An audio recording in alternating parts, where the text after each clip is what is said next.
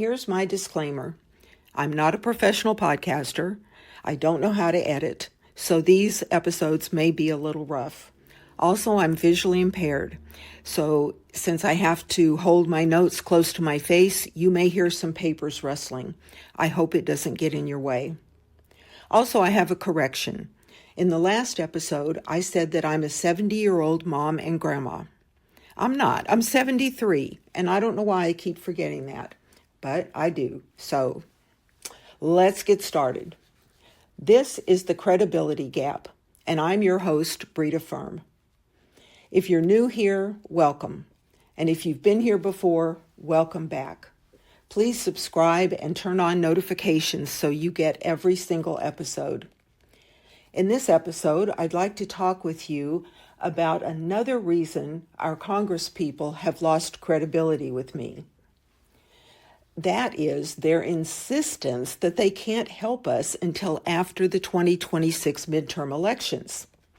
Here's what Trump said about elections at the Turning Point Action Conference on the campaign trail last year.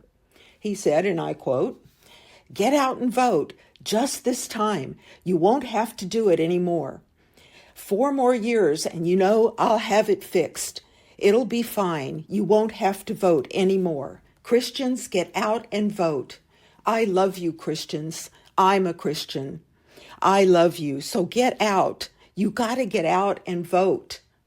In 4 years, you don't have to vote again.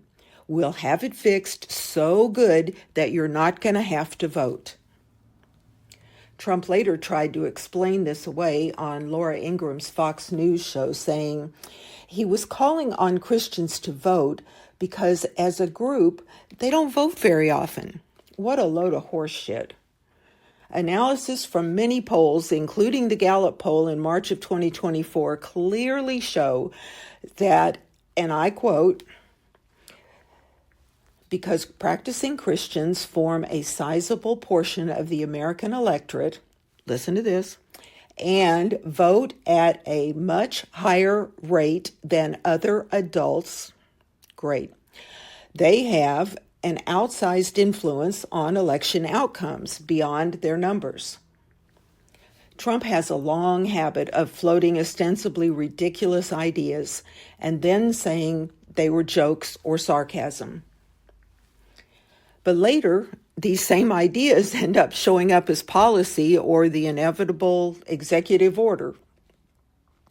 I've done some research on this, and it seems that every time Trump says something that he can't explain, he or one of his surrogates have to play the joke card. That was in air quotes. You didn't see it, but it was. In the last 75 days or so, every time Trump puts one of his jokes into action, representatives from both parties are shocked. They're astonished. They say, "I thought he was joking," as they watch him shut down entire government agencies, challenge the 14th Amendment on birthright citizenship, disappear people with valid visas, strip the government of workers essential for our health and safety. So when Trump says he wants to be president for, quote, 10 or 14 more years, or that he wants to be, quote, president for life, or that people won't need to vote again, I don't take it as a joke. Many people, including me, have interpreted his voting assertions to mean that there won't be any more elections. Some say the Trump administration will somehow overturn the term limits in the 22nd Amendment to the Constitution. I suppose that might happen through a Supreme Court ruling based on the idea that voters should be able to decide term limits in every election for every official.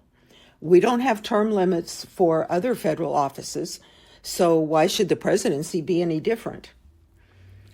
That's actually a reasonable argument, and given the makeup of this current Supreme Court, it would probably work.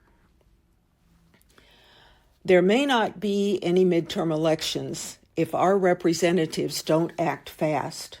I don't understand why they and so many of my fellow citizens are so shocked at what Trump has done to our government in less than 75 days.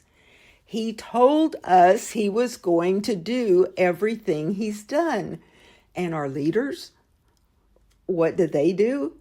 They shake their heads and say, I didn't think he meant it. This is not earning them any credibility points with me. Now, how else could Trump pull off the no more elections gambit? Here's the scenario I think has the best chance of happening. Number 1, tank the markets. Number 2, prices rise. Number 3, cut services and fire people. Number 4, protests start.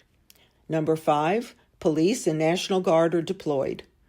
Number 6, protests escalate. Number 7, martial law is declared. Number 8, the military is deployed. Number 9, guns are confiscated. And number 10, elections are suspended. Now, can Trump declare martial law? No one really knows for sure. The Constitution is really vague on the subject. However, given last year's Supreme Court ruling on executive immunity, it's likely that he'll get away with it. Am I an alarmist? Maybe, but maybe not. Regardless, I think it would be wise for our leaders to tell this president that his president for life idea is nipped in the bud. They need to speak out about this now. And don't just say, now, Trump can't do that. They need to say, he'd better not even try it, loudly and often.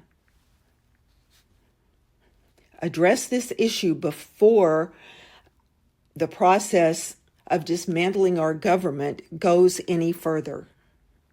Yes, this may cost them their jobs.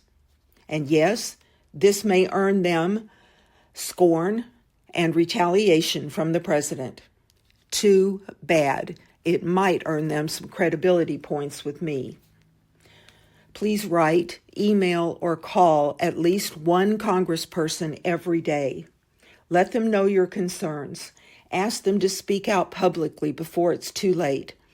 And if you and I are wrong about this takeover, at least we'll have been prepared, not blindsided. Thank you for listening.